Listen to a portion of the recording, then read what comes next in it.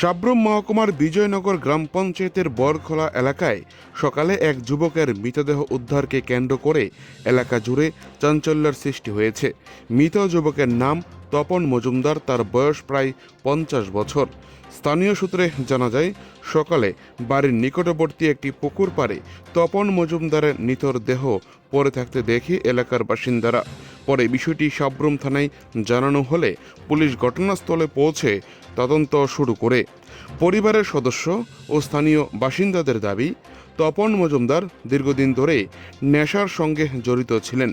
প্রায় 15 বছর আগে তার বিবাহ বিচ্ছেদের পর থেকে তিনি নিয়মিত নেশাগ্রস্ত হয়ে পড়েন বলে জানা যায়।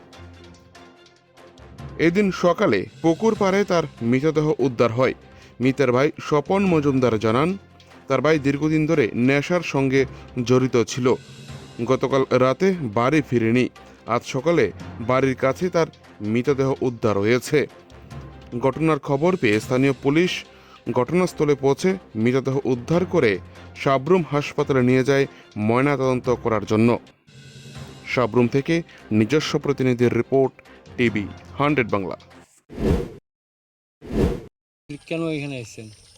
আমি খবর পাইছি যে একটা ব্রড ডেট হয়েছে বিজয়নগর।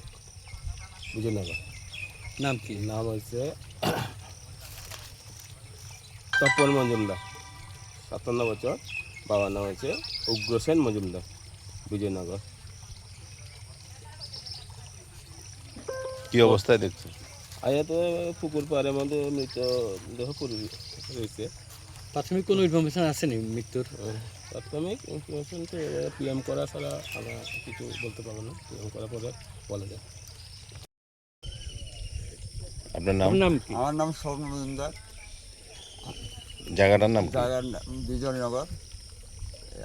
সকালে সবাই জানাজানি হয়েছে, তো আমিও দেখছি এখানে তার এই অবস্থা। কি নাম ওর? এর নাম হলো তপন মজুমদার, বয়স কত? বয়স 56। কি এরকম হয়েছে? কোনো এটা তো আমি জানতে পারি না স্যার। পুলিশ আসেনি? হ্যাঁ, পুলিশ আসেনি? পুলিশটা এখন আসে মাত্র। আচ্ছা, বিয়ে টিয়ে করছে নি? বিয়ে করছে, বিয়ে ডিভোর্স হয়ে গেছে। একাই থাকতো? একাই থাকতো, নেশা করতো নি? নেশা করতো।